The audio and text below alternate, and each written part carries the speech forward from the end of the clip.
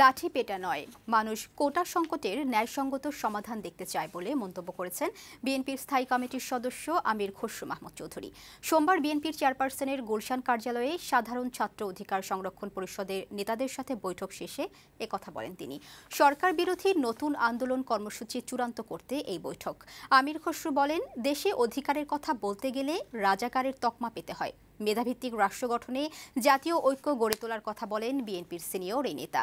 কোটা নিয়ে আন্দোলনকারীদের ওপর হামলার নিন্দা ও প্রতিবাদ জানান তিনি।